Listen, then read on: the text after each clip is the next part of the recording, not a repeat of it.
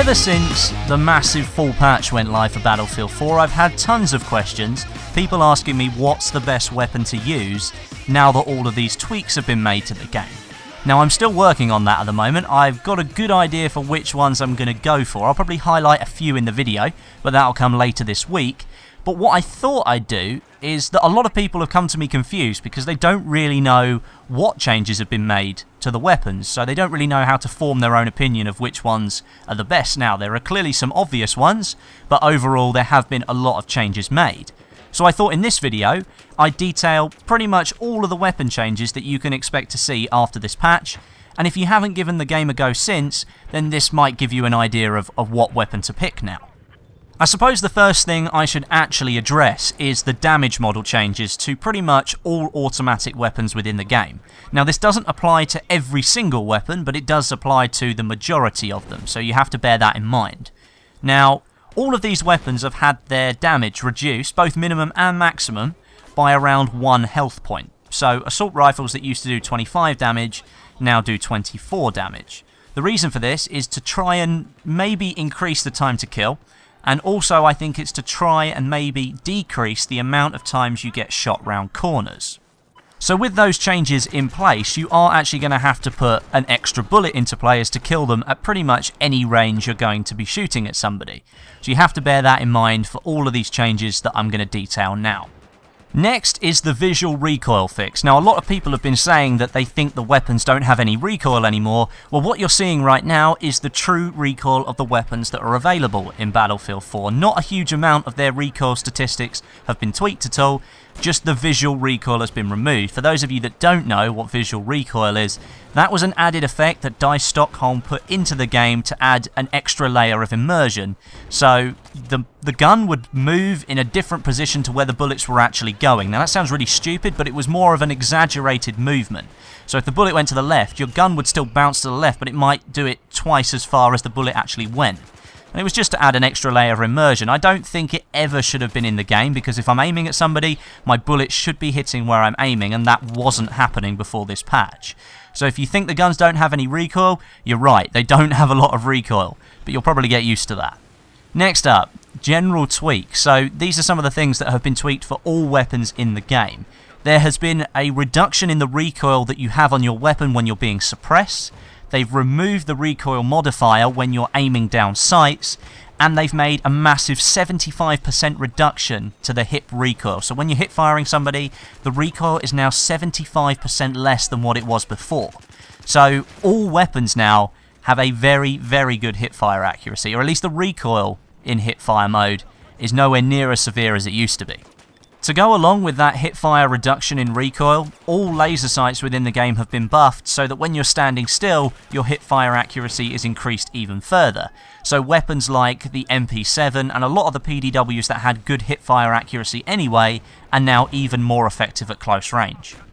Moving on, we have some bullet velocity increases. Note the word there, increases, not decreases. So these are only making things faster.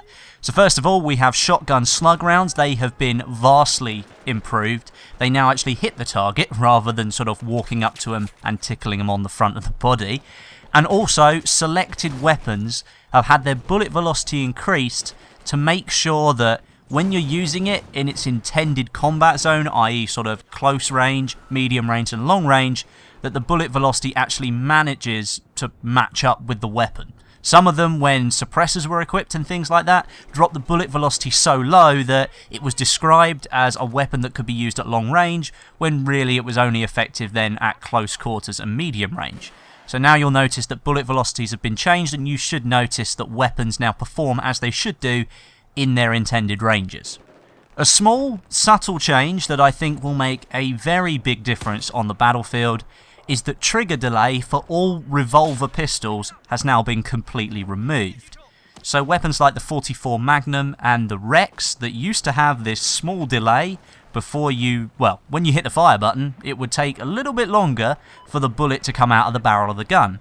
That's now been removed. It was again there for sort of authenticity purposes to try and mimic how the gun would perform in real life, but overall it was just an annoyance in game, and DICE LA have decided to remove that. Sticking with pistols, our beloved Desert Eagle has taken a little bit of a nerf. The bullet velocity and the minimum damage for the Deagle has now been reduced, which sounds like a bad thing, but overall I think the Deagle was quite powerful anyway, so maybe it was time for a little bit of a nerf. I felt that during the CTE testing stage of Dragon's Teeth that maybe it was a little bit overpowered. It didn't quite feel the same way when it went into the full game, because you could use it on different maps and you were very limited on Dragon's Teeth. But overall, Dice LA felt it did need a bit of a nerf. Now, we're going to look at some specific weapon classes changes. So first of all, the LMGs. They've improved the moving spread, so if you're moving around whilst you're aiming down sights, they've improved that minimum spread, so the bullets don't go everywhere anymore. They're a little bit tighter on the screen, but that's only for the magazine-fed LMGs. And it was to try and differentiate them from the belt-fed magazines instead. So the AWS will have a different minimum spread to the MG4, for example, now. I think that's a nice change. It's just a very small differentiation between the two sets of weapons within that class, and you might not overall see a massive difference, but there is now a differentiation between the two types of weapons. Next, the PDWs. Again, the minimum spread for every single PDW has been increased. Basically meaning that the bullets will then land tighter on the screen, and because they're supposed to be used at close range, you should have a tighter spread to all the bullets that you're firing, hopefully meaning that you're going to get kills more often. DMRs have also had some changes. The audio cues that you get while you're being shot by a DMR, which is the tis-tis sound, has apparently been improved. Now, I don't really know what they mean by improved. That would kind of imply that they just get rid of the tiss noise and replace it with something completely less annoying, but from my experience they haven't done that. So I'm not really too sure what they mean by improved. Maybe it's just the registration of each bullet is a little bit more matched up to the sound it produces. I'm not too sure. But two of the DMRs, the SKS and the M39 EMR, gave you the ability to hold your breath whilst you were using them. Now, that was one thing that differentiated the DMRs from the sniper rifles, because they have high-powered scopes and you need to hold your breath to keep the scope still. So for some reason, the SKS and the M39 had that enabled, so that's now been removed. And overall, encompassing all the DMRs, they've had bullet velocity increased across the board. I don't really know if that's a good thing. Maybe it makes it easier for you to hit long-range targets, but in my ideal world, Dice LA should have just removed the DMRs. I don't think they have a place in Battlefield. I think it's just an easy way for people to get kills.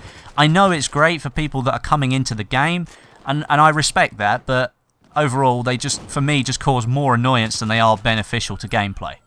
And finally, the bolt-action sniper rifles. Bullet velocity increased, the Magnum fire rate has been reduced. Now, we know the Gold Magnum was a really good pick if you wanted a sniper rifle that had a high bullet velocity and it had a very fast rate of fire, very similar to the M40A5 and the Scout Elite.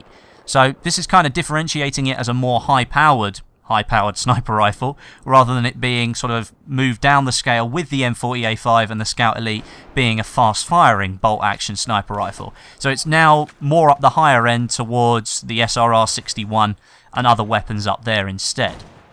So, I tried to include as many changes as I could, but I can bet your life I've forgotten some. If I have forgotten something that you think's worth mentioning, make sure you leave it in the comments down below and I'll upvote it so people can see it. Because that is the end of the video. So if you did enjoy it, make sure you hit the like button, and as I've said, leave some comments down below today. But until next time, my name is Westy, and I'll catch you guys in the next video.